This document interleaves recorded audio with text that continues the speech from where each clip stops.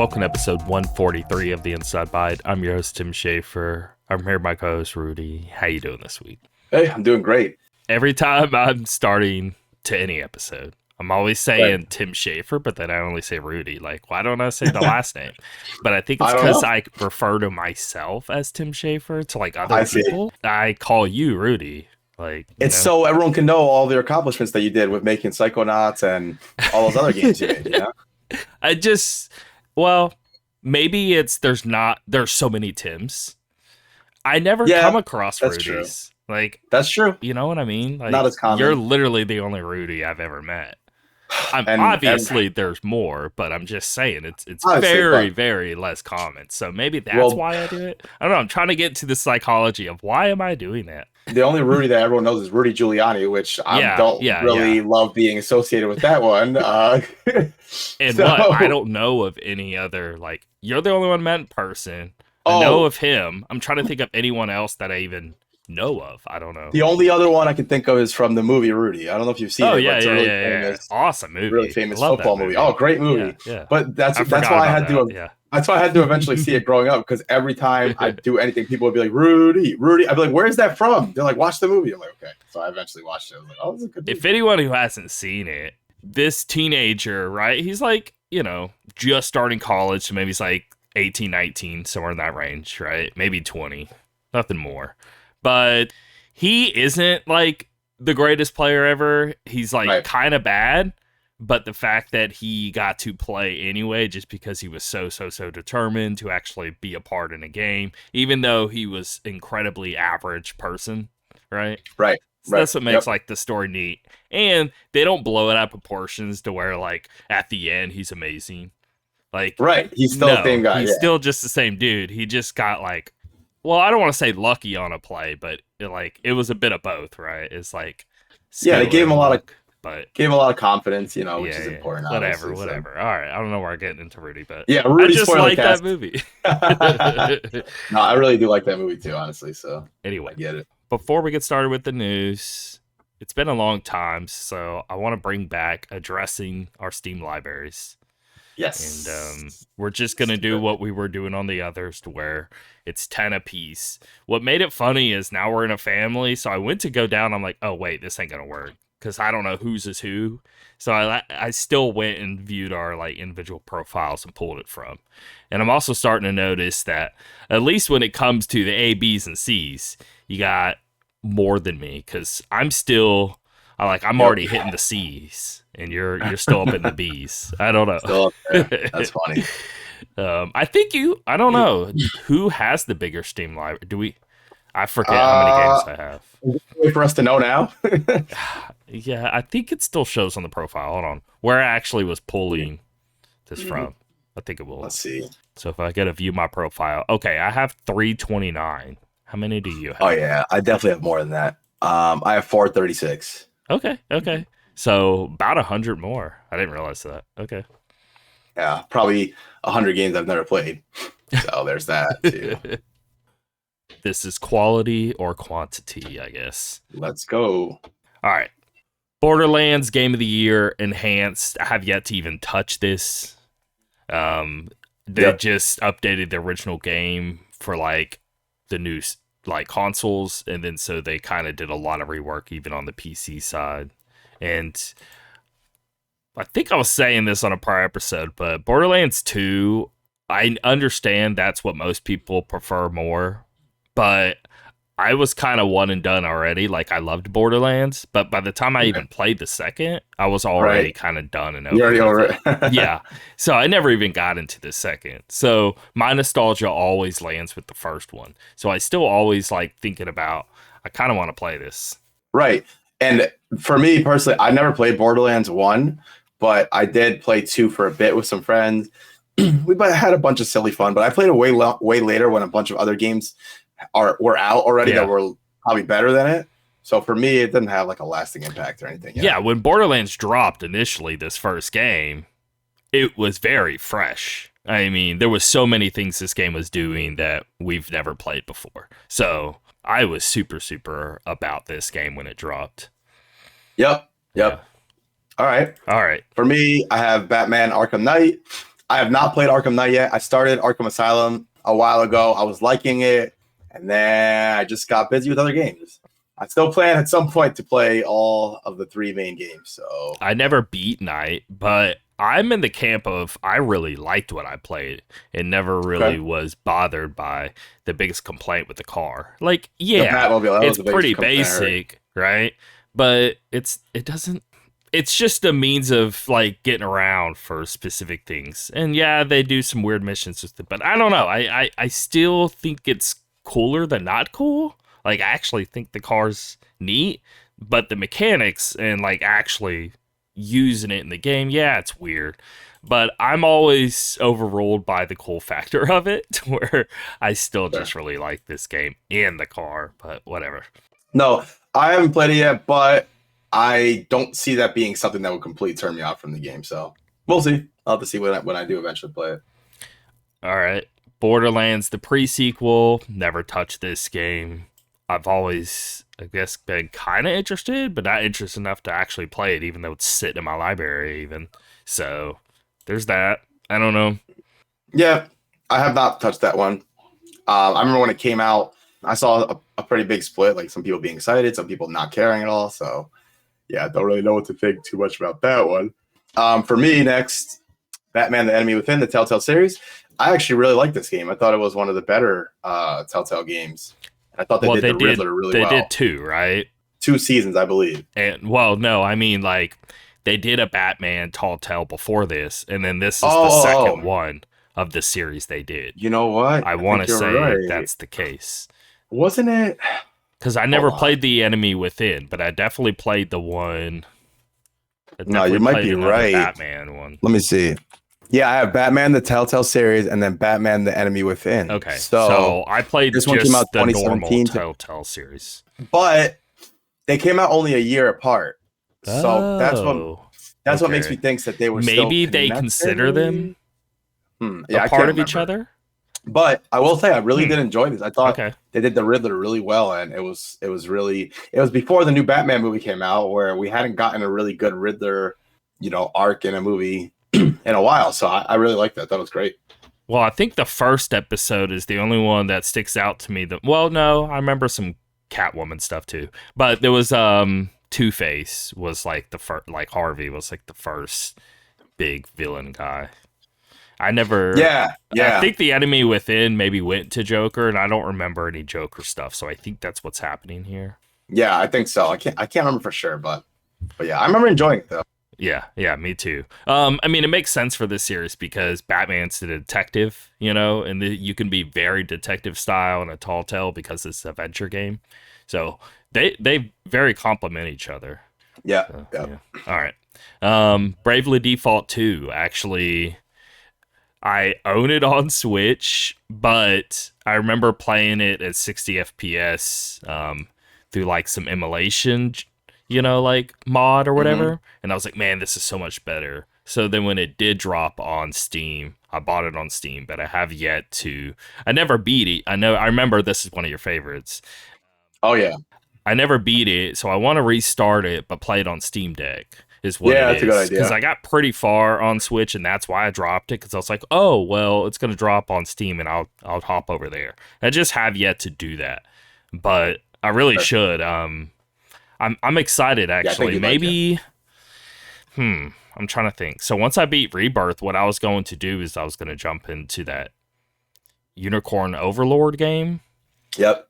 And maybe somehow I can bounce between those two. I don't know. Or should I play Bravely Default 2 first? Well, what I'm thinking is Steller Blade comes out on the 26th, oh, shit. I think. And we'll get into it, but I play that demo, and I definitely want to play that as soon as possible. Okay, good.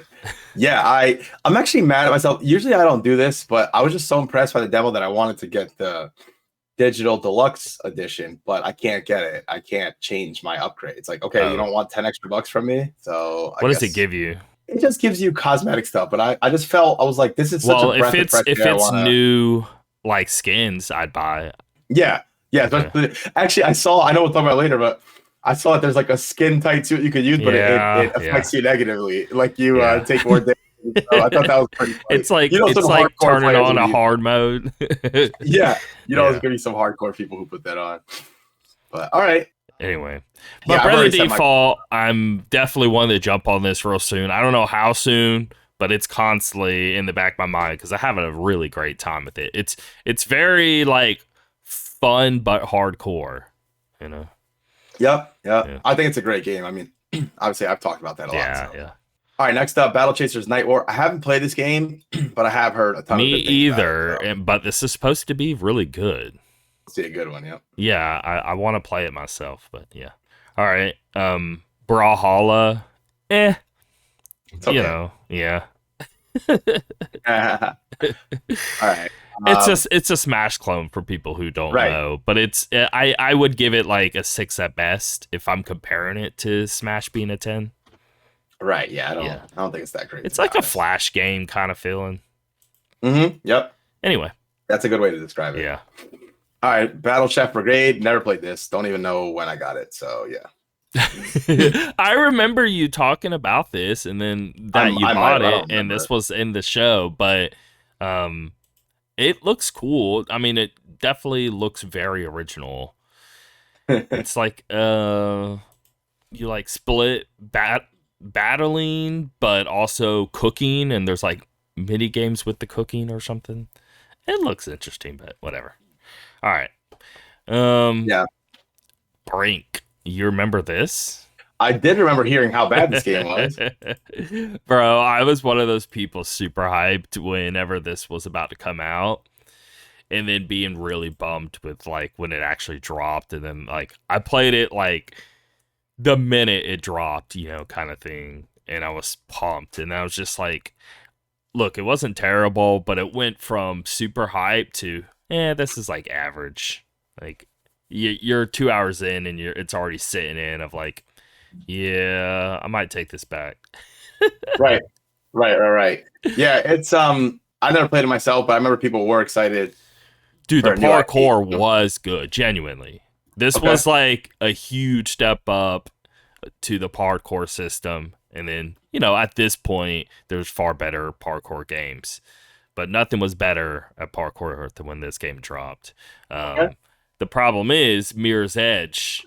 If I think it came soon after this game and definitely like showed them how parkour is like really done and did a far better job with it, kind of thing. But Gotcha. I love the premise of this game, and I still want to have a game. It's parkour, but it's like PvP shooter, high action, super fast speed, but like with an incredible parkour system based around it. So imagine, if we could play a game like not Dead Island, dear God, what's the other one? Dying Light. Thank you. It would be amazing, like a Dying Light parkour system, right? But in like a PvP arena shooter. I see. Okay. You know what I mean? That's what this game Yep. is trying to achieve.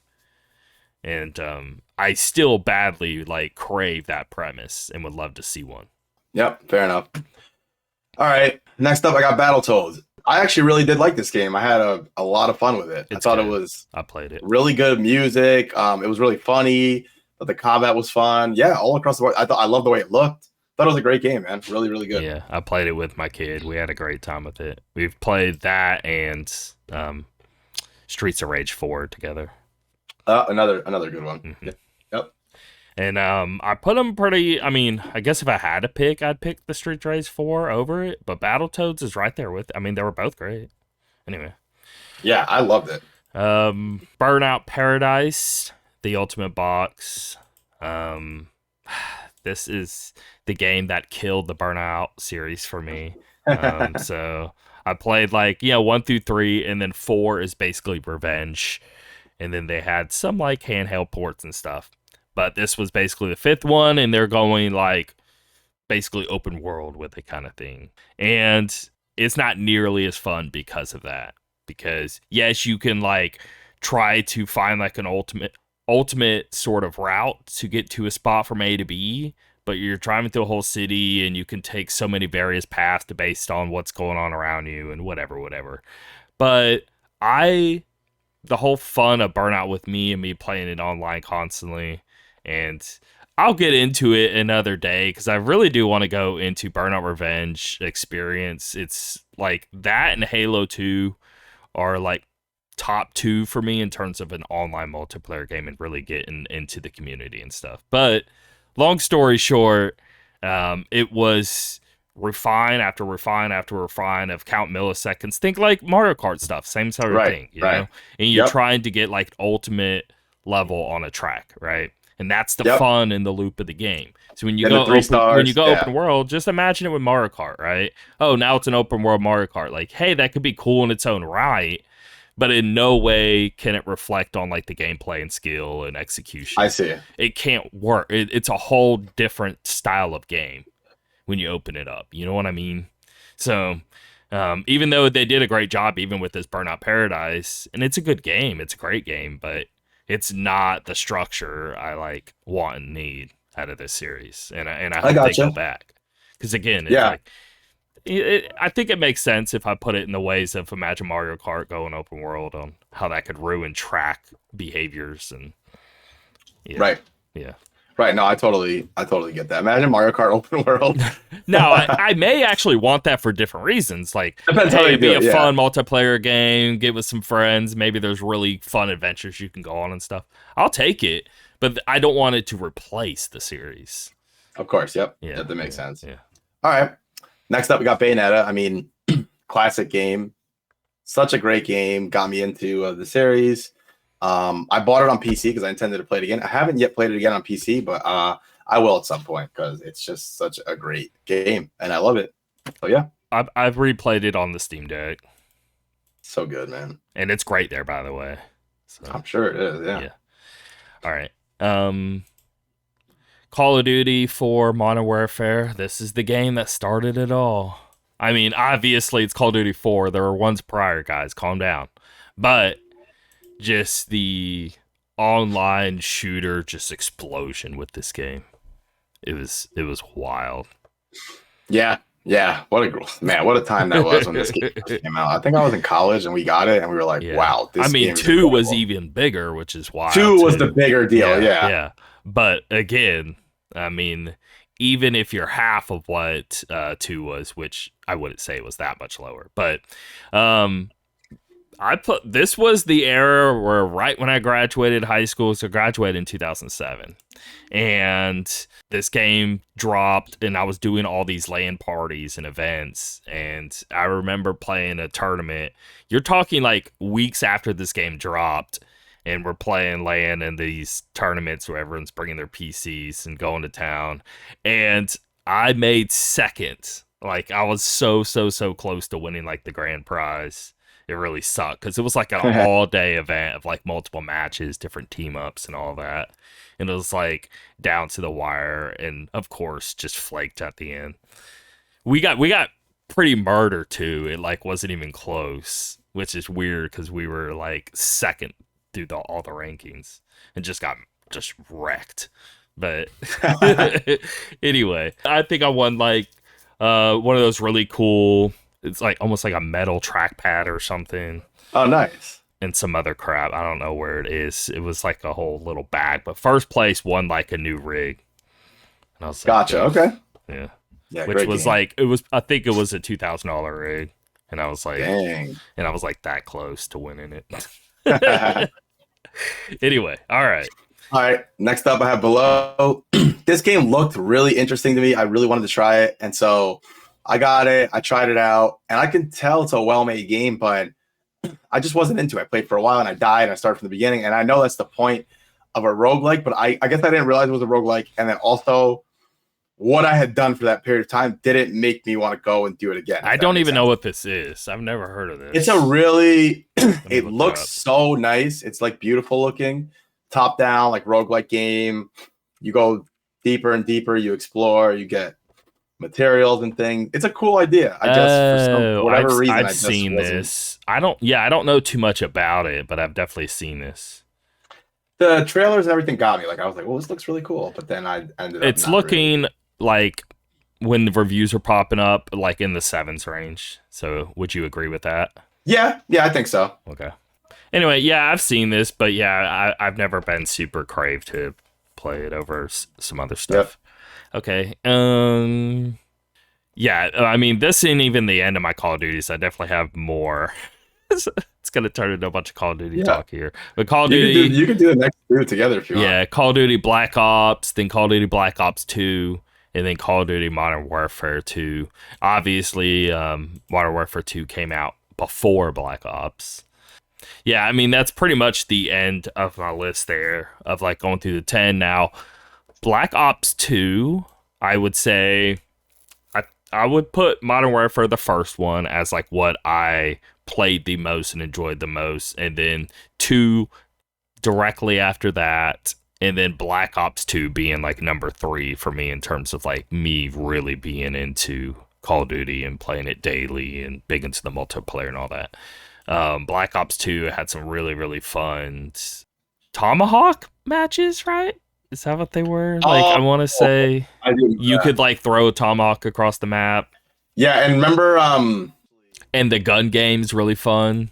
gun game. That's what I was just thinking of. Yeah, Yep. yeah. That started in like World at War. I remember. Yes, I mean, yes, no, yes. is that the first one? Yeah, I think it was World at War that had it first. Not World at War.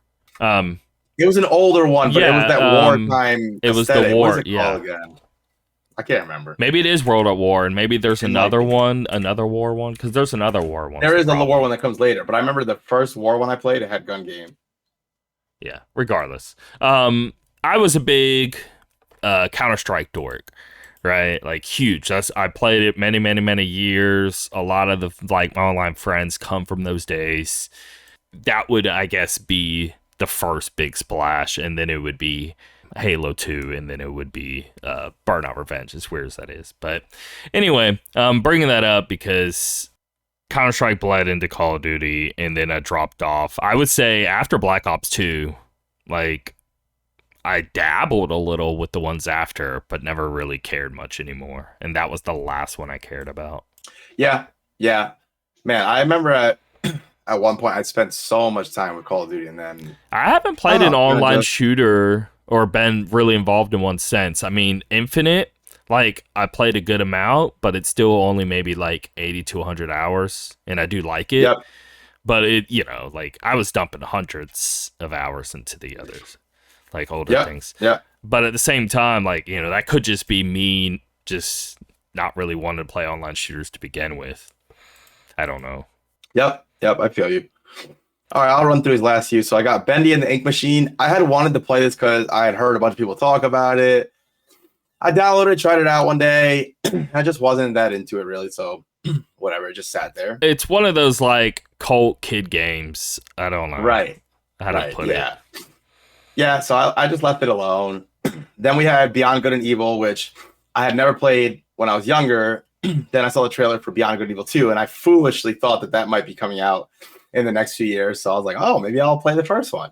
And then, yeah. So I had the first one whenever, like, soon after it came out, but I only played it, like, here and there, and I never really got hooked by it, and I didn't play too much of it. So that's kind of where I am with that. I really don't know. Did you actually play through this? I actually didn't, no. Okay. Nope. And then finally, we have BioShock Infinite. Great game. I absolutely loved BioShock 1. I still liked BioShock 2 a lot, but it wasn't until the DLC that I thought it reached the levels of the first game. And so when Infinite came out, I wasn't sure what to think. What I thought from Infinite overall was I thought the story was incredible, especially the ending.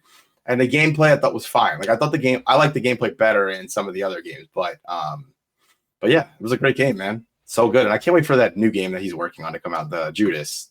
That looks so good. I like 1 and 3, or like the first BioShock and Infinite, pretty close to each other. Like if I have to pick, yeah, I would pick the first. But to be honest, I like them a lot. Like, and I think they both have a lot of pros and cons about them. But I really, overall, I mean, I don't know. I guess if the original BioShock is a 10 out of 10, this would be like a 9.8 or 9.9. There'd be tiny things that, I may not like more than the other, but it'd be so minor in the grand scheme of things. And it's like, it's kind of hard to pick. I mean, I do think the I weirdly like the ending more in Infinite, actually. I think it's such a cool ending. So cool. Mm-hmm. Yep. And even the that. build up to the ending of the birdcage fight and all that. I thought that whole build up was just so cool and insane. I loved it. Man, it's been so long since I played that game. To revisit that sometime. But yeah, guess that's it for now. All the B's I have there. All right. I guess you want to take this first story? Sure. Star Wars Knights of the Old Republic remake, alive and well. Why do I feel like this is like a yo-yo thing? Like one time I hear it's done, then I hear it's alive and well. Back and forth. Alive and well following Embracer sale, according to a Saber Interactive CEO, Matthew Karch. He revealed this during a recent interview with IGN. He also confirmed Saber took Star Wars Knights of the Old Republic remake with it, following its split from Embracer Group. It's clear and it's obvious that we're working on this, Karch told the publication. It's been in the press numerous times. What I will say is that this game is alive and well, and we are dedicated to making sure we exceed consumer expectations. That's all Karch shared about the remake. However, IGN writes that in an investor call following the announcement of Saber's sale, Embracer CEO Lars Wingefors implied the remake might still be a long ways away. Well, I have yet to play this game, so I'm all for what if it actually comes out. That'd be great. If not, I'll just have to play the original. So, I mean, yes, now may not be the best time because you're trying to play whatever XYZ. Yeah, of course. I would feel really safe being like 4 or 5 years if this even thing comes out. You still have a long ways to go. Oh yeah. And I don't know. I wouldn't be telling anyone to wait. Yep. But I know it's not on here, but I saw something shortly before we started recording that I wanted to bring up. So we know the game Stellar Blade coming out, right? Yeah. Obviously, it's obvious they made the girl an attractive girl, kind of like Bayonetta style, whatever. But what I didn't know was that. So I remember when Bayonetta came out. I remember when Nier came out. At first, there was always one outlet or one reporter who would always do the game sucks because it's misogynistic, that whole thing, right? Yeah. I remember the dude from Polygon did that for Bayonetta 2, and someone did it for Nier. I can't remember who. Anyway, so when this game, the previews were coming out, I was seeing a ton of positive press about it. But then I saw on IGN, quickly, I saw they had said that the guy who made this game, the director of the game, that he must not have ever seen a real girl in his life to think that this is what a girl looks like, or some nonsense like that. Yeah, right? Yeah.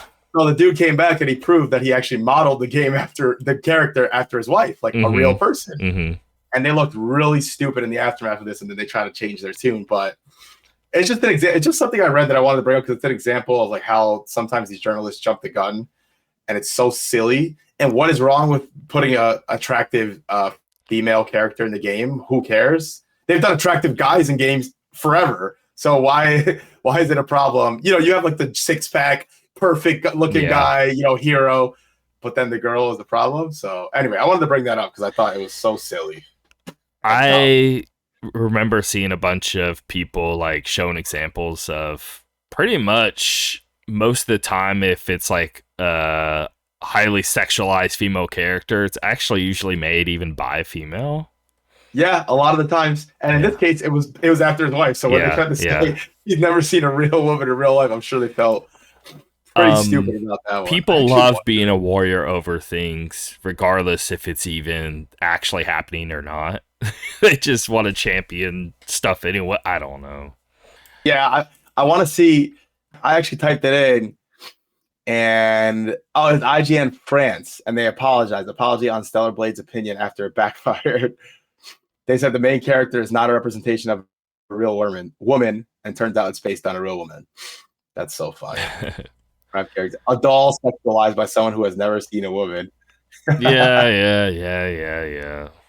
Boy, that's funny. Just for the last little bit here, Stellar Blade's protagonist Eve was created using a 3D body scan of South Korean model Shin Jae-eun. This was confirmed by the game director, who explained why she was chosen. So there you go. That's funny. Okay.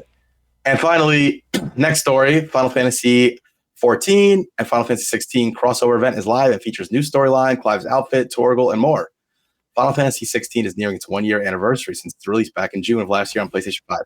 With its final set of DLC coming in the Rising Tide launch this spring, looking forward to that, and the PC release on the horizon, developer Creative Business Unit 3 has brought protagonist Clive Rossfield over to its other Final Fantasy game, the critically acclaimed MMORPG Final Fantasy 14. Thanks to a new crossover event between 14 and 16, players can now make their Warrior of Light look like Clive and even ride atop his trusty dog companion Torgal. Orchestration roles to collect that feature songs from Final Fantasy 16 and an adorable puppy Torgal Munyon. Plus, the crossover contains a new story quest line for Final Fantasy 14, orchestration roles to collect that feature songs from Final Fantasy 16, and an adorable puppy Torgal Minion. Dubbed the Path Infernal, Square Enix says, at the conjunction of two stars does the tale begin. Between, oh my god, reading 14 and 16 over and over again is making my head and 16. And the crossover is now live as of yesterday, April 2nd.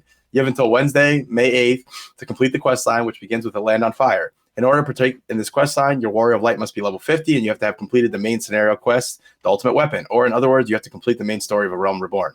Before I continue, that's kind of cool that it's like a time thing. It kind of gets people, I'm sure, excited. So, all right, after that, head to Ul'dah, Steps of Nald. Bro, Uldah's awesome. Uldah's a like desert town, like big city. Anyway. Okay, to accept the land on fire and begin your adventure with Clive. Completing this quest line gets you Warrior of Light, the full regalia of Clive. That includes the Median Vest, Median Gauntlets, and Median Chausses, and Median Solarets. You also receive both the Torgal Whistle, which allows you to ride a grown version of Torgal as a mount in Final Fantasy XIV, and the Torgal Pup Minion.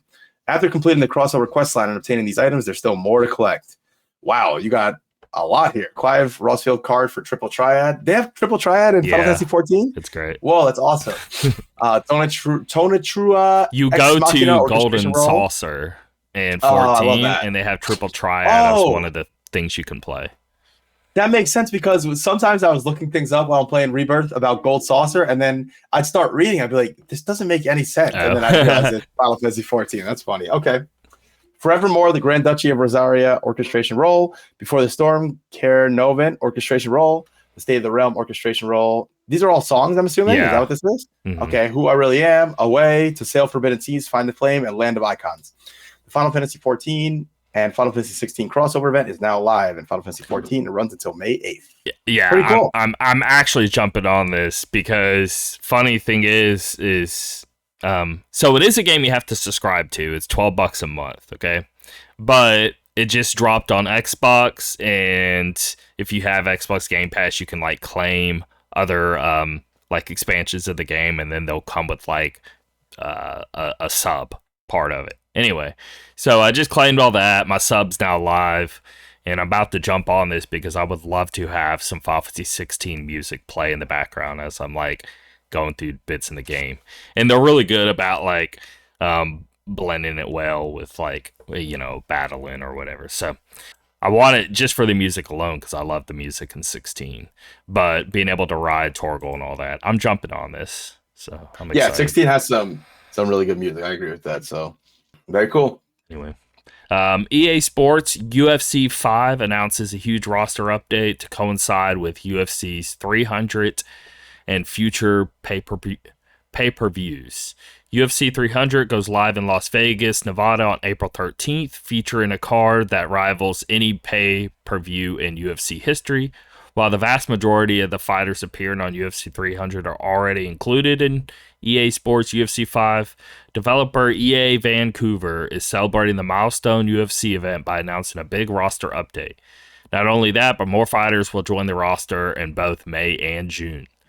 This roster update arrives April 4th, so it's already out now, and adds several ranked and up-and-coming fighters. The additions, all of which are included free, feature the likes of surging prospects, mainstay contenders, and fan favorites. You can see the full list of free additions coming below here. So we have, in early April, we're getting the following: Brendan Allen, Tracy Cortez, more so Evolov, definitely Russian, and I don't know how to say that.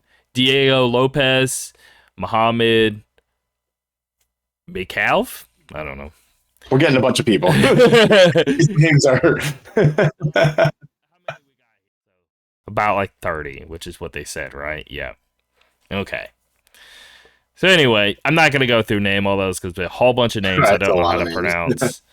But when it arrived last year in the fall, one of the biggest critiques about this latest edition was his missing many like current ranked fighters, and all that is getting fixed now. And I have a friend who comes over and plays UFC a lot on my Xbox because he plays it on his a bunch, and he's really big into just playing it online. I don't know. I've never played it myself outside of like literally a match or two just to play against him, and I don't know what the hell I'm doing. But funny enough, my kid plays matches with him a lot, and my kid's actually pretty good at this game. Okay, It's a there you good go. game. It looks great, and it's definitely high quality. So Sweet. Okay. Next up, the headline we've seen a million times over and over. Senua Saga Hellblade 2 locked at 30 FPS on Xbox Series X and S, according to VFX director. Now, one of my most hated responses to stuff like this is we just want to make it more cinematic. I think that's just a cop out. Like, listen, if you're going to make it 30 FPS because maybe you couldn't do it because the graphics are too intense or it was your decision, I still disagree with you, but fine.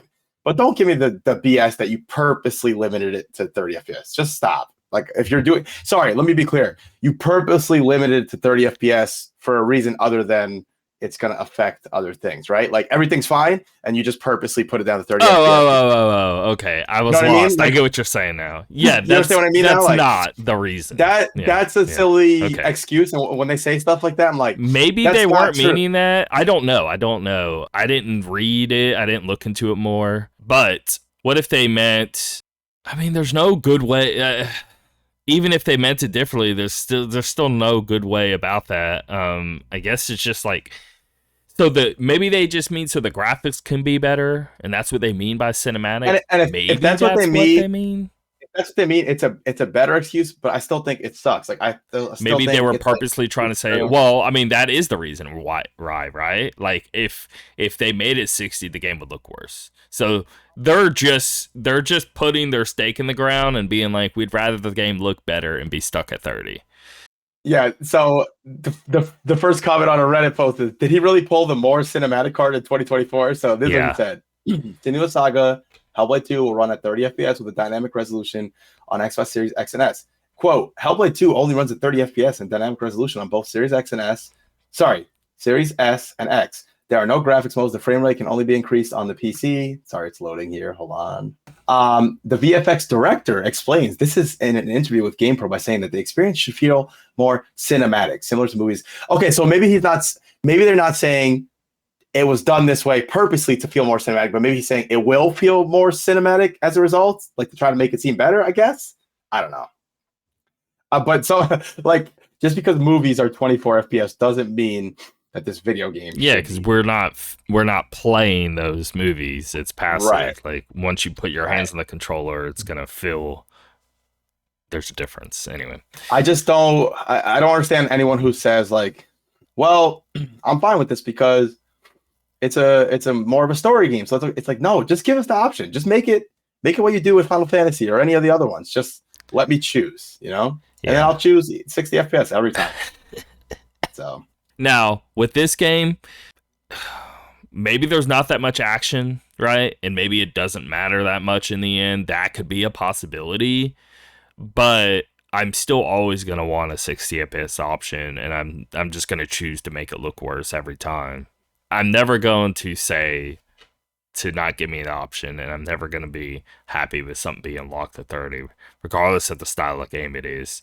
But yes, right. of course, like there's a difference. And, I don't know, there's games that are 30 that I think are great. But I guess it's more than just 30 or 62. There's like frame pacing whole conversation, and some games feeling great in 30 and some games feeling terrible in 30. I can play in that camp a little, right?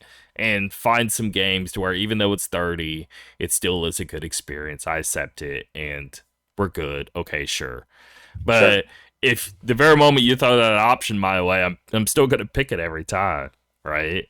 Like I'll play Yeah. Tears of the Kingdom and the graphics look worse, so I can play 60. I'd still choose that. Oh yeah. Oh yeah, absolutely. I've said this a million times, but the only time I'm fine with 30 FPS is if it's some sort of portable system. Then I understand you're doing a lot on a portable system. It makes sense, right? Like on the Steam Deck, on the Yeah, but Switch. even on the Steam Deck, I'll lower a bunch of things and try my hardest to get On the it to Steam 60. Deck, you can work around it. Yeah, you can work around on the Like, Steam Deck. unless Yeah. I'm just stuck at 30, and then I'll accept it. But again, it's always something I still just kind of wish I had, even if I'll accept it or not. But Yep.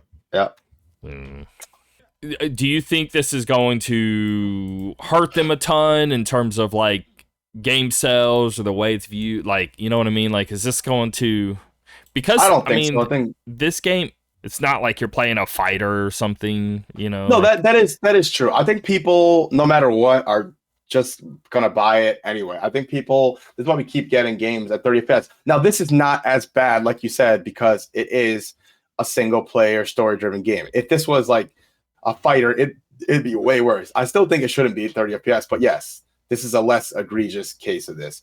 Although they worked on it for 7 years on this big, powerful console, or you know, it's not strange. like a, I don't know, online shooter, or like there's certain genres where you can kind of get away with this and it not be too big of a deal. Sure, right. it still sucks, and I would still choose 60. Yeah. So freaking, I mean, I just thought of something. Dead Space, right? That's about the pace of this type of game. Hellblade 2, I would put in that same kind of camp of like how slow you're maybe moving and how many times you're like sort of creeping around the corner and stuff like that, right? It's kind of in that camp. And I remember you could choose like 30 or 60 on the Xbox. And I switched to 30 and I just about threw up. It was the worst thing ever. And I was like, nope, I can't do this. Definitely immediately back to 60. And Dead Space isn't like a super high, fast paced action game either, you know?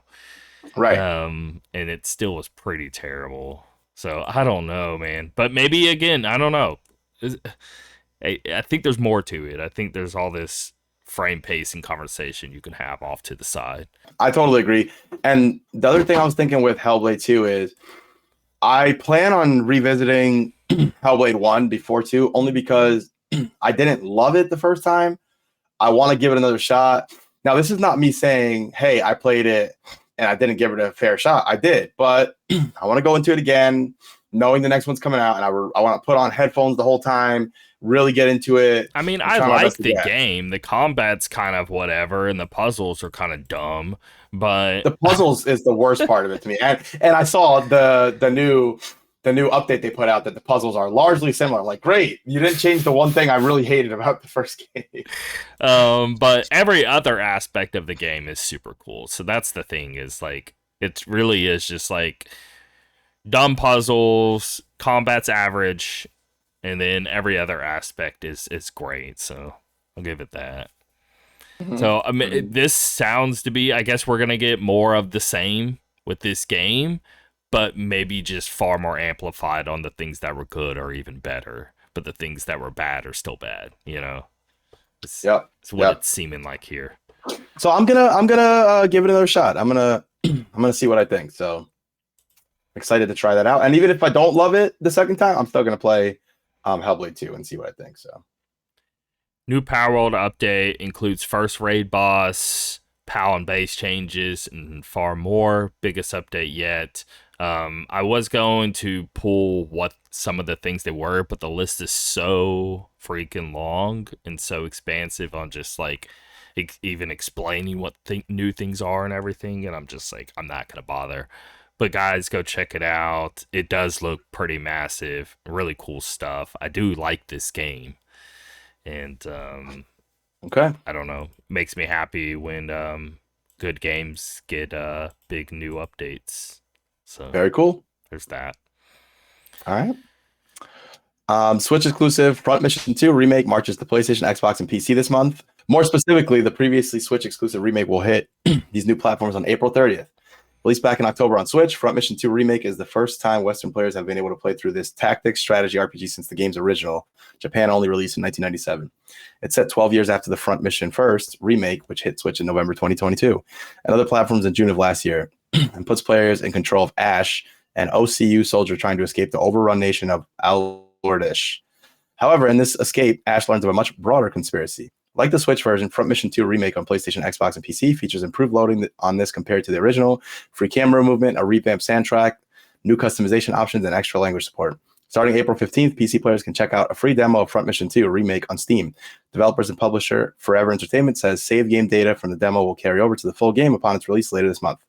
Front Mission 2 Remake hits Switch back in October. It hits PS5, Xbox Series X and S, PS4, Xbox One, and PC on April 30th. I never played it. Never played any game in this series. Always wanted to. And it's cool. Like, the first game, I want to say it originally dropped on PlayStation, and then we didn't get the sequel. And so now the sequel's finally hitting the States, like we're seeing here. And, I don't know. It's a game I always wanted to play. I like tactics RPGs. And, I feel like I'll get around to this at some point. I don't know. I want to. Yeah. A new Star Wars Outlaw story trailer is coming next week. We'll be seeing more of a protagonist, Kay Vest, and her trusty and adorably cute campaign, Yen Nix, on Tuesday, April 9th at 9 a.m. Eastern. As for what to expect, Ubisoft hasn't shared anything in that regard. It simply says the story trailer is arriving next week, and that it will be published on YouTube. The story trailer is our next taste of Star Wars Outlaws, an open-world adventure set between Star Wars Episode 5, The Empire Strikes Back, and Star Wars Episode 6, Return of the Jedi. It was announced during an Xbox Game Showcase last June, and further showcased with gameplay at a Ubisoft Forward that same month. So we're going to see more of this game soon. It looks kind of like whatever to me, but it could, like, I don't think it doesn't have potential. It could be good, but it of what we saw prior looked pretty just whatever. So, but I'm gonna check this out. And, Okay. I don't know. At least this trailer, see. Yeah, it hasn't really made me like excited or anything yet, but I'm gonna wait a little longer, wait till we get closer and see. Okay, and then All right, and finally, last year. You can go ahead. Okay, as of March 2024, co-op adventure platformer It Takes Two has sold over 16 million units worldwide. That's awesome. Yeah, the fact that it's been on Game Pass this whole time, because it's a part of like the EA catalog technically, and then those get dumped in the Game Pass after like 6 months of release or whatever is how it works.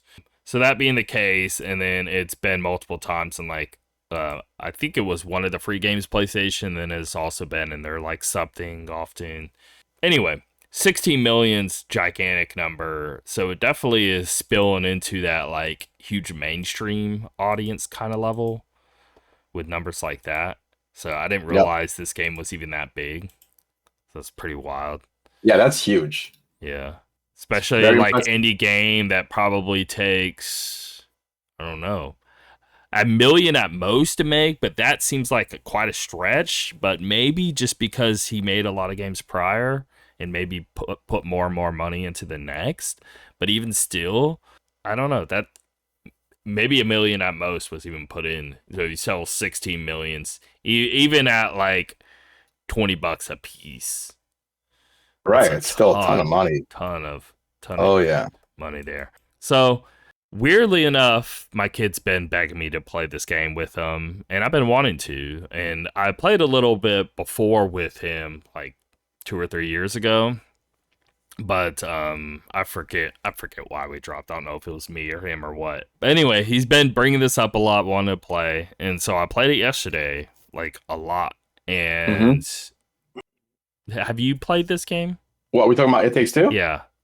Yeah, oh yeah. Okay. Yeah, I loved it. Because I'm going to tell you where I'm at, and then I'm curious. I think I'm like 3/4 of the way through, but I just did all the wasp stuff, and then I did the whole bit with the bow of like shooting the gun in the water and all that, going through that. I did the whole riding on the whale, and it'd be all like the magical scenery and all that, and you just Yeah, it's got so much cool stuff going on, and Um, a lot of call outs to other games, which I like. Like you remember when you're on the glider, you do like Street Fighter, or oh there's like yeah, a ton yeah, of cool yeah. stuff like that, that I And they like. have like mini game things of like you could do like tug of war against the other person, or you can do like whack a mole, things like that. But last where I left off was right after I like went through the whole riding on the whale bit, if you know what I'm talking about.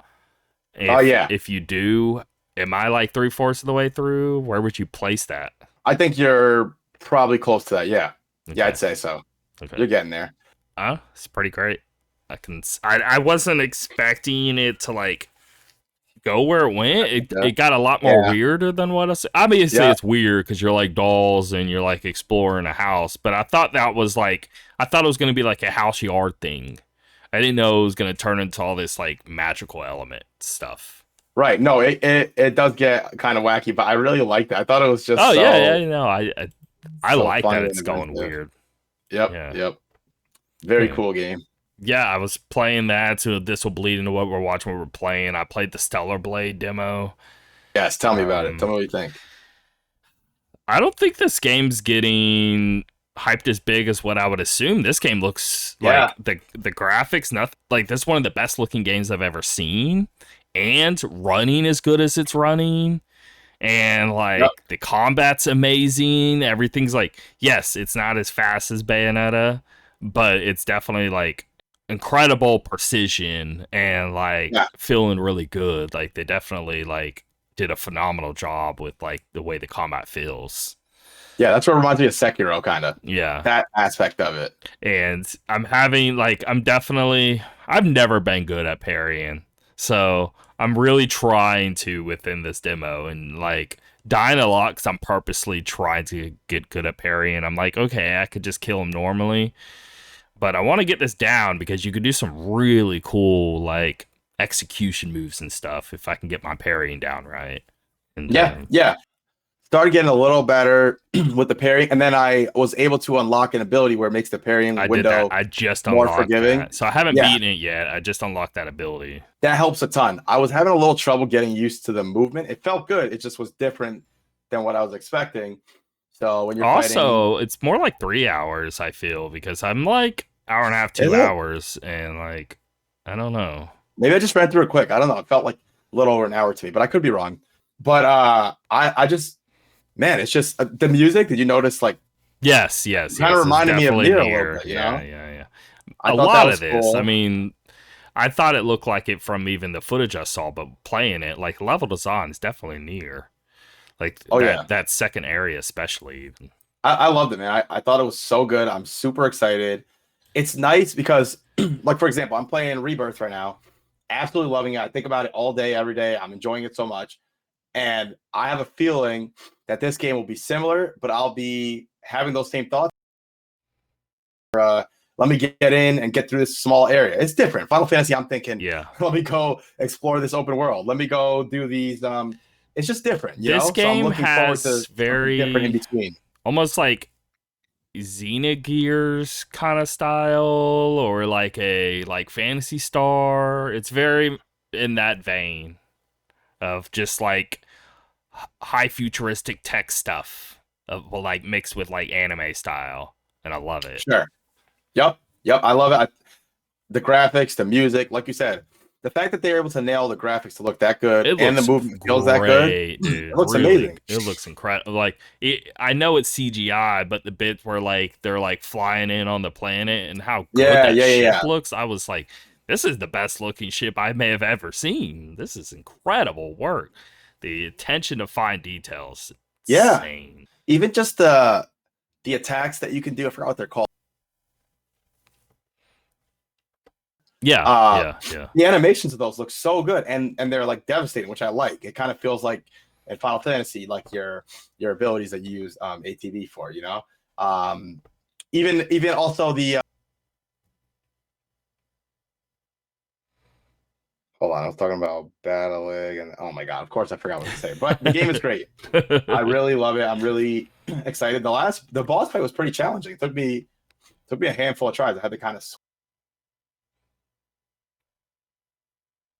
so fast. You have to try to move. You can't move that fast, really, unless you just break away and run. The So there's a lot of dodge, correct me if I'm wrong, but I don't think it just adds an invisible frame to your character. I think it I depends don't on think so. where you dodge. Yeah, Like, yeah, I I would think agree you with can that. still get hit during your dodge, is what it's feeling like to me.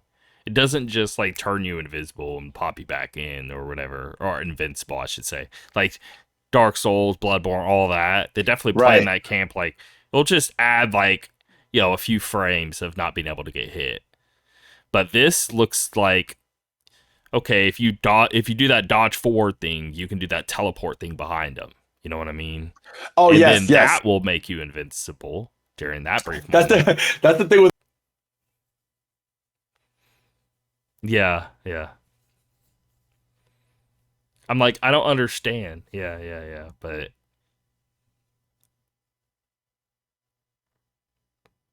mhm. me a little quicker, less devastating. When you're Like, running I don't around. think you can like dodge to the right. They come in with the sword from that same side, and then you somehow don't get hit. I think you have to like actually dodge the item with the dodge button. But Right, I right. could be But wrong. But I kept testing that out, and I'm like, I think I'm right about that, which is very unique for a game with like combat like this. yeah, but Anyway, I agree with you that I'm blown away. I'm blown away. some people This are this sleeping on game's this. Yeah, so incredible, and I'm just like, can't but wait, man. yes, I'm Fantasy Star. I just keep thinking that when I'm playing this game, and just how certain like tech looks and all that, and just like Right. it reminds me of the it's just like PC Engine style or like Turbo Graphics, but I don't know if people know what I'm getting at there, but it definitely has that energy. All right. One Punch Man. So you're watching this? I am watching One Punch Man. Okay. I started it randomly. It's so weird because I love Nier so much and I still haven't finished it. I just watch an episode every like week or two. I'll just pop on an episode and I think it's great, but for whatever reason I haven't finished it. I think it's but it's not like I don't know. I don't feel like, oh my god, I have to know what happens. But every time I do Mm-hmm. watch it, I really enjoy it. But I was like, let me look for something new. I want to get back into anime, so I picked something a little easier. This only has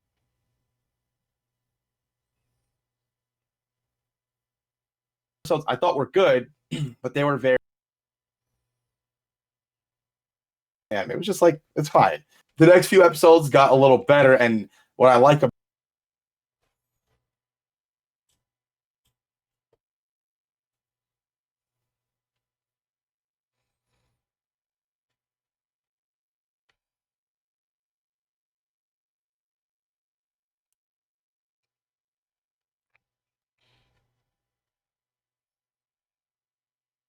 Mm-hmm.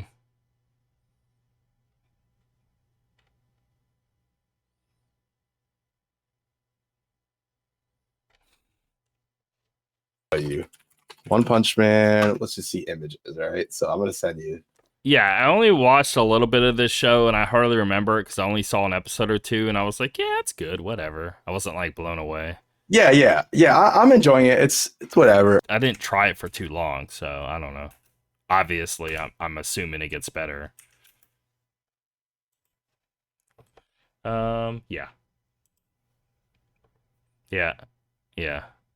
Yeah, yeah, yeah, yeah. I have seen that. Mm-hmm.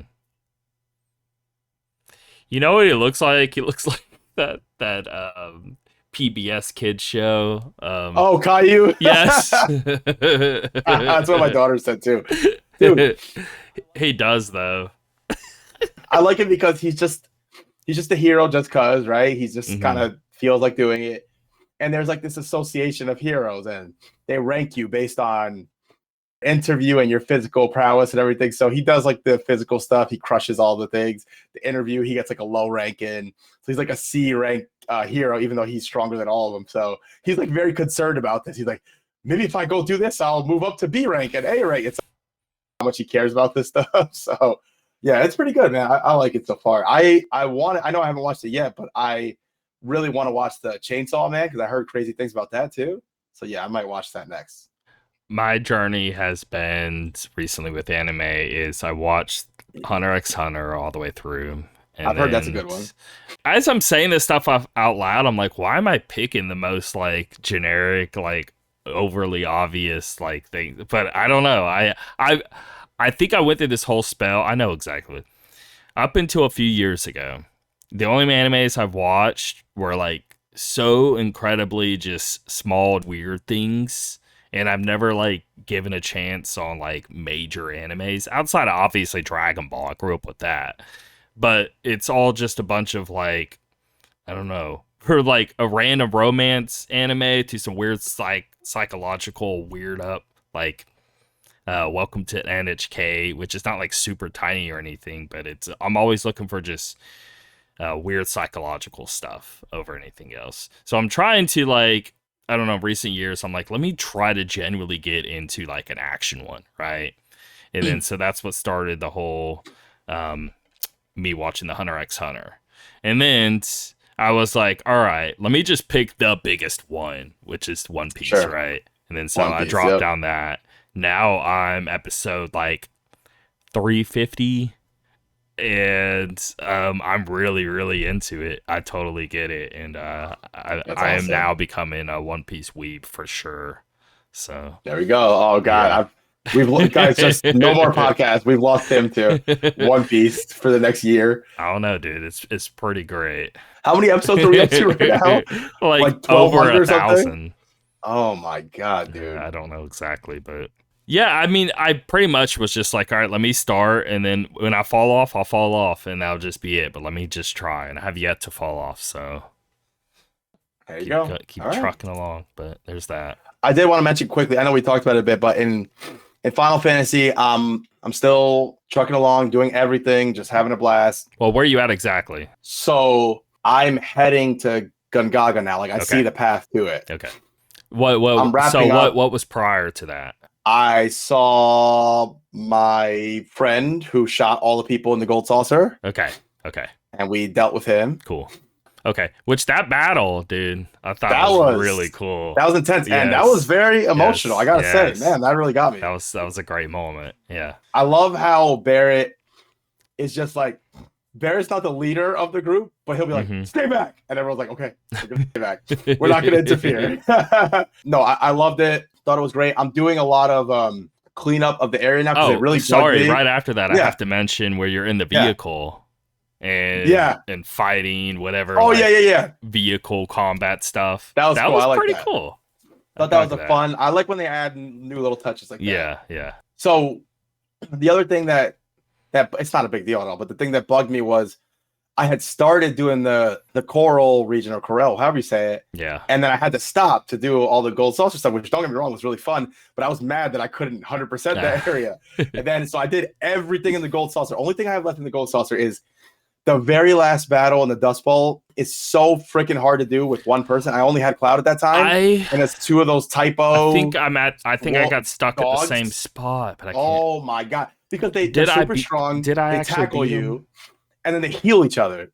I legit can't remember if I played it so much because usually I would just replay it. I don't care if it takes me hours. I'm beating it. Right. Screw you. Same here. Right. Same here. And I can't remember if I actually did that or not with that, or if I was like, because I've ran into battles where I was clearly way under leveled, and I was like, oh, okay, I'll go back to it later, which I've done, and I've done that like. No, I'd done that once in like the beginning of the game. And once I understood how it works, that never happened again. I still push through after that usually. Yeah, there was only one instance of that, and I went back to it, finished it, and that was it. Yeah. So I want to say I would have pushed through that. I can't see myself bouncing from it. I had the same attitude as you, and I had to eventually give up, but I fought him when I only had Cloud. I was by myself, so I didn't have I don't remember. Maybe I had other people. When I go to try it again, I'm going to do Red 13 because I feel like I could do more damage with Red 13 against those two enemies, especially healing myself and all that. So, yeah, I have that one left. And then in the Gold Saucer, the Muscle Head Coliseum. Mm-hmm. Yeah. So I have just those two left. Everything else I crushed. Nice. I know I put a Facebook post up, and hopefully people understand what I mean. I'm not literally comparing a mini game to a real game. What I'm trying to say is racing, and it felt like a crappy version of Mario Kart. It kind of threw me off a little bit because I'll tell you right now, Queen's Blood, I would buy that game for like a $50 price tag if it was a full game of a whole campaign of playing Queen's Blood. Every time I think I've seen anything, they throw a new bunch of cards at you that do completely new things that you never heard of. I did all the Queen's Blood challenges in the Golden Saucer. They were so creative, flipping the two. That was fun. Mm-hmm. I can't even express how good it is, and it would be a shame for someone to play this game and just ignore the card game. Yeah, I've 100%ed everything with the card game leading up to the point that I'm at, right? There's still more to come, I'm assuming, but every opportunity I have taken and completed. I see what you're talking about now. So I finally did the last battle against this shirtless dude, the old guy. Yep. In Corral, and when I beat him, I saw a vision. There you go. So that's where I'm at now. Yeah. So the fact that the card game, Fort Condor, all the other Gold Saucer stuff, to a lesser degree, right? Because they're smaller games. Even the Rocket game. Yeah, it's just everything is so high quality that when I did the Choco racing last night and I did 9 races in a row and I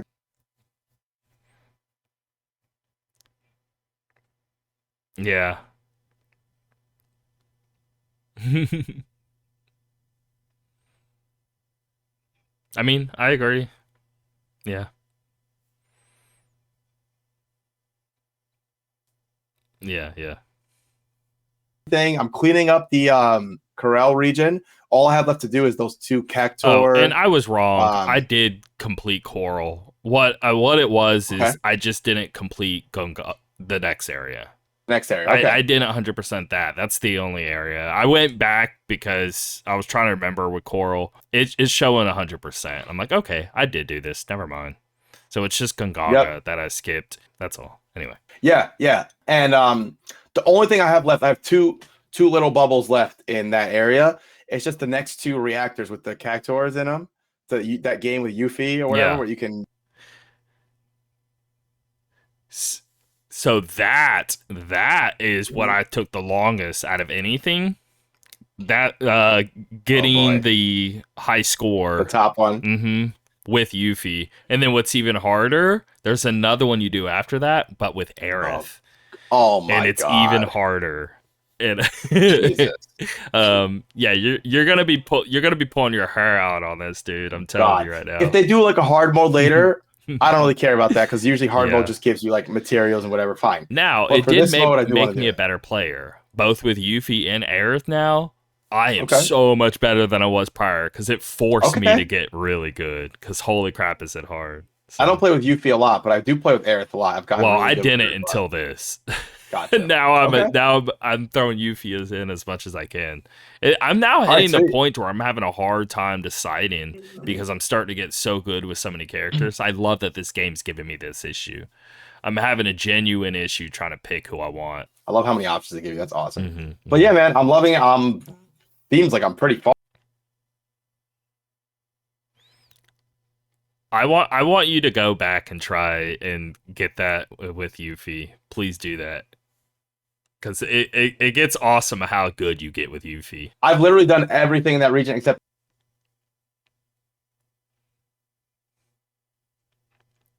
is